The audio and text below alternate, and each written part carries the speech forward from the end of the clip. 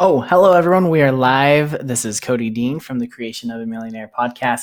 And I wanted to wish you a happy new year. This is my first, I believe, can't remember when I last did my episode. Anyway, I want to go over a couple of thoughts that I've had over the last couple of days and tell you what I'm doing, what I'm going through, okay? And really, this is just my mindset of success and the new year and really what I'm going through. So, some of these things that I'm going to be talking about, my articles on Medium, and you can go find me on medium.com. That's where my blog is hosted. Just search for Cody Dean Success, and I will put a link down in this description of this podcast in the video, or if you're listening. Okay. It's really fun. We're getting about one follower every single day on Medium, so that's kind of fun and slow growth. But I have a client calling me. Hold on, guys. Hold your horses. All right. So I just got done off the call with one of my coaching clients. If you want coaching from me, I'd be happy to do coaching with you guys. It's a new year. I do have a couple of spots open right now. I would be happy to do coaching with you. I'm going to put a link in the description down below, and you can fill out the information to do coaching with you, specifically for people that are like network marketing, real estate. They're just starting out on their entrepreneur journey.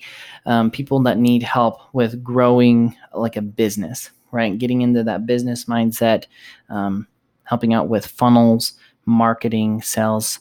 That's what I can coach you on and do some consulting for you and your small business as well. So link will be in the description down below. Anyway, so it's crazy. Like 30 minutes has just passed for me, but 2 seconds has passed for you. This is the beauty of video and editing and everything. Anyway, so let's get into some things that I've been talking about lately. Okay. Most recent, one of my favorite quotes that I have come across was, and I've talked a lot about this, about the concept of success. Like, what does success really mean? And so many people are so focused on like success in the definition on like Google would be like, hey, to accomplish a desired aim or purpose. I think that's what it says. To reach a desired aim or purpose. And initially you may think, oh, that is success, but there is long-term success, right? Earl Nightingale talks about this. Success is the progressive realization of a worthy ideal. Success is the progressive realization of a worthy ideal, something like that, right? Like, meaning that, like, as long as you are progressing and you are moving, that is success. That is success. Anyway, so you need to look at success, and for me personally, I need to start looking at success more as progression rather than a destination, as some people say. I don't know who initially made that up. I learned it from Anne Washburn. She has a whole course about that, about progression, or perfection is not a destination. It's progression, something like that. It's progression, not a destination. Anyway, right? So success, I found this quote by Elder Terence M. Vinson. He's from Australia. I try to sound Australian there. He says, to God, our sacrifice and effort matter more than our successes. And he said it slightly different. I moved the words around a little bit there, but to God, our sacrifices and our efforts matter more than our successes. Why? And I think if you're religious, God has the biggest vision possible, right? Like, he is omniscient or whatever. He's omnipresent, omnipotent, and omniscient, whatever those are. Anyway, he knows everything, right? So he has a vision for everything. And so if we think success is like, I just need to accomplish this little thing, like right in front of me, I just want to do this thing. And I compare it in my blog about doing push-ups. right? Like if I do push-ups, if I do push-ups and I want to do 100, that's my goal, right? If I do that, I'm going to be a success because I obtained that goal and that purpose, right? I do 100 and I get to 80 and I get to 90 and I start like contorting my body, and then maybe the last like 98, 99, 100, I just go, you know? Maybe I like pull my shoulder because I was like, I just got to get the 100. Then what happens? Am I really a success? Yeah, you're a success in the fact that, hey, like you obtained your goal, which was, I want to do 100 push-ups. But if you only have one goal, this is what I'm getting at, guys. If you only have one goal, you're not going to be successful, right? Because think of it like a little point, right? Like I have a little point right here, and you draw a line through this point. I can draw a line through it here. I can draw a line through up and down. I can draw it through it left and right, diagonally. That's 8 different lines just right there. 1, 2, 3, 4, and then tons of different lines, just like that, right? Crazy, right? So like you could do a ton of different lines everywhere if you just have one point. But what happens when you add in a second point? It's like you can only do one line that connects those 2 dots and that runs through both of those dots. Pretty cool, right? And then if you add in a third one, it makes it even more fine-tuned, right? And I say, you need to go get a long-term goal and you need to go get a short-term goal. Someone said this is like it's an ABC goal. Like you need to have a goal of where you are, so like a very short-term goal, and then you want to see where you want to be, right? So A, where you are, where you want to be, and then where you see yourself going. So ABC. Learned that from Kirk Duncan. So where are you? Where do you want to be, and where do you see yourself going, right? And so this way, this protects you from the I don't even know if there's a word for this, right? Like compromising yourself and hurting yourself just to acquire a goal, just to have some success, short-term success, right? Like if I just want to get those 100 push-ups and I get them, then I'm successful, right? But in the grand scheme of things, I'm not successful if I hurt my body or hurt my shoulder, right? Because if I had a long-term goal of I want to have a overall health, overall holistic approach of healing or whatever I'm trying to say here, guys, right? Like if I wanted to be super healthy over here and I had the short-term goal of doing 100 push-ups to be able to get to that goal of being healthier, and that's probably not even a good goal. Like I'd want to lose 100 pounds. I may not actually accomplish this goal doing 100 push-ups because why? Because I realize, hey, if I do accomplish this, I may hurt myself because I didn't do it properly.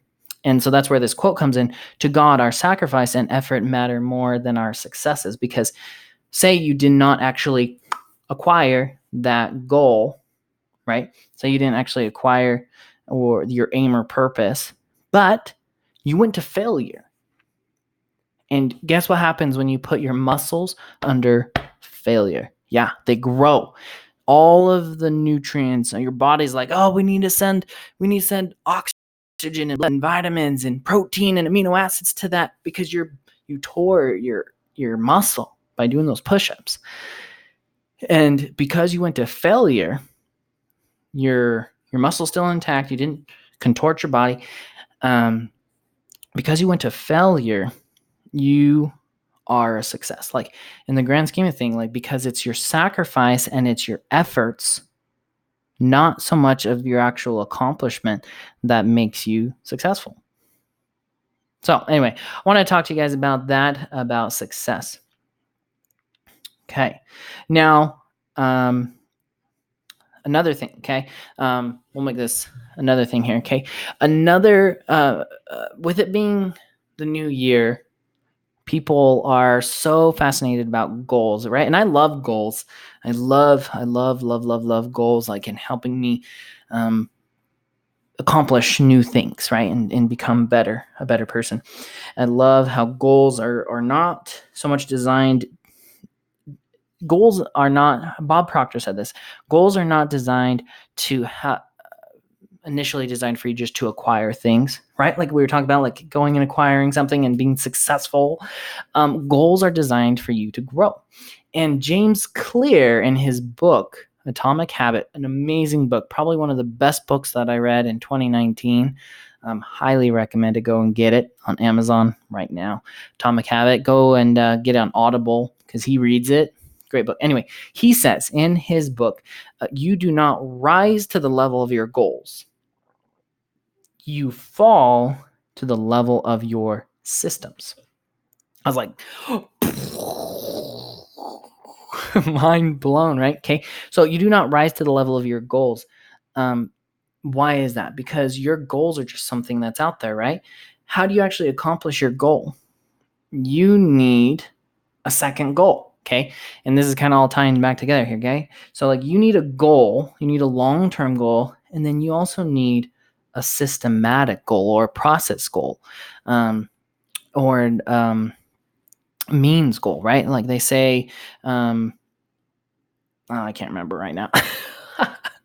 It's a means to an end, right? Like, so you have an end goal and then you have a means goal, right? You do something just to be able to get to the end goal.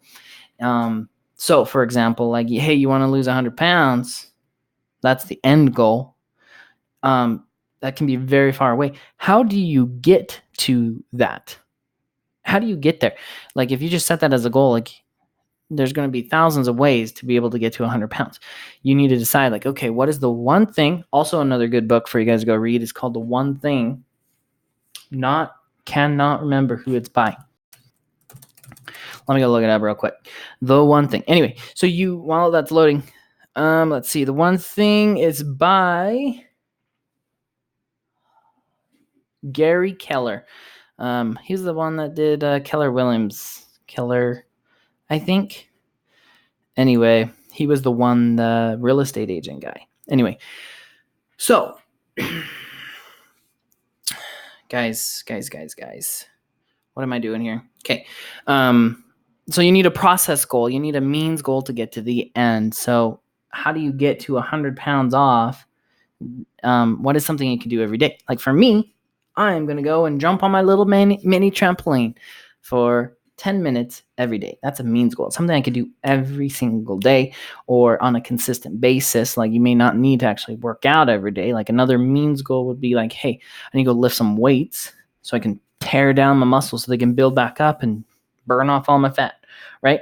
Like if you can't tell, I am,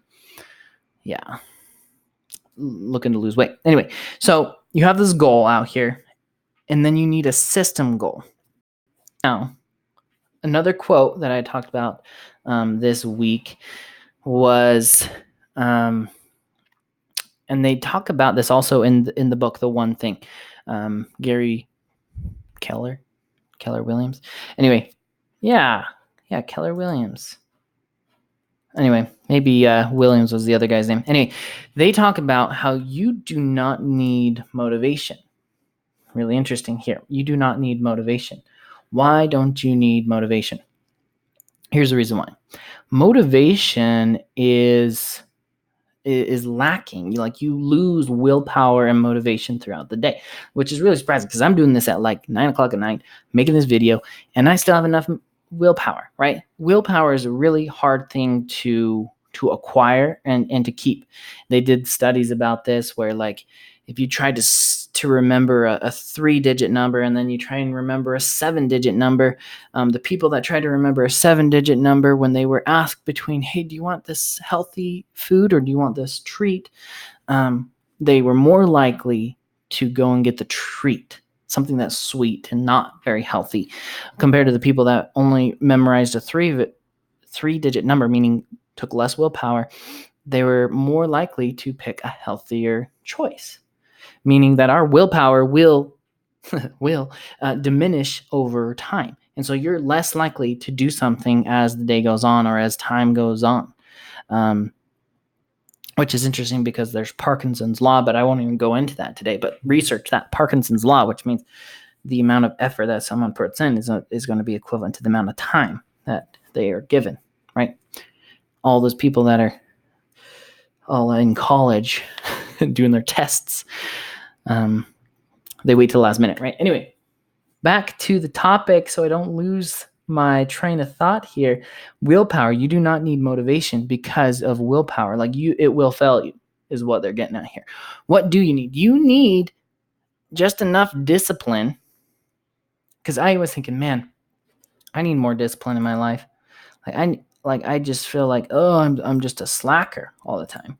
And I was like, man, I should eat less treats, or I should go and I really like dairy, but I drink like 3 liters of milk a day. It's like, that's like 1,000 calories of milk. How can I change my habit, right? And this is where I'm getting at, is like, you do not rise to the level of your goals. You fall to the level of your systems. You fall to the level of your systems. So your systems in your life, I won't even talk about, well, maybe I'll talk about business second. Your systems in your life are your habits. Your systems in your business are your funnels. And I won't even talk about that in a minute. Okay. Okay. So your systems are your habits. What you need is just enough discipline to get to a habit. It's like another thing. Sorry guys if that ruined my microphone here. So, right? So you don't need willpower. You don't need motivation. You don't even need discipline. You do need a little bit of discipline, just enough to get to a habit. If you can get to a habit, then your system will take over. Your subconscious mind will start to take over, and like it'll just be natural for you to go and jump on the trampoline for 10 minutes every night. That'd be awesome, right? Super fit. Anyway, right? So you just need enough. And so you're constantly building these habits. You're constantly tearing down old habits. And initially I was thinking, I remember Brendan Burchard. He came out with his book a couple of years ago. And for some reason, I don't drive well with Brendan Burchard. But I did buy his book, High Performance Habits or whatever. And I was just like, I don't get it. I don't get why habits are so important. I can just be like, oh, willpower. And I've really trained a lot on like, I need more willpower. And I'm always trying to strive to have more willpower. But I never really understood why habits are so important. And so I'm studying a lot about habit creation and how do you create your goals into reality. Okay. So I'm going to start wrapping this up, guys. So the biggest thing here is you need like a longer term goal. You need a shorter term goal, maybe a mid-term goal. And I talk about this in my goal creation journal, wherever that is, goalcreationjournal.com. You can still get them for free right now. You just cover the shipping and handling, which is insanely cheap. It's only like $7, $7.95 to get it shipped anywhere. It cost me like $10 just to get this thing. It's all spiral bound. Anyway, the goal journal, you need like a year goal. In the one thing, they're like, you need a someday goal, you need a 5-year goal, you need a 1-year goal, you need a month goal, you need a week goal, and you need a daily thing. Like, what is the one thing that I can focus on right now that will help me have a better relationship, right? And just focus everything on that. Okay. But you have the long-term vision of the future goal, because you don't want your immediate gratification to compromise you for the future. Okay. So that's it for today, guys. You guys are awesome. If you need anything, questions about whatever it is, about the creative mindset, entrepreneurial mindset, how to use sales and marketing to grow your network marketing business, sales, your small business, whatever it is, reach out to me. I'd be happy to help show you how to use the internet, how to learn true marketing skills to help grow yourself and your business and create an amazing reality for you. Now go out, be great, and go out and create your freedom.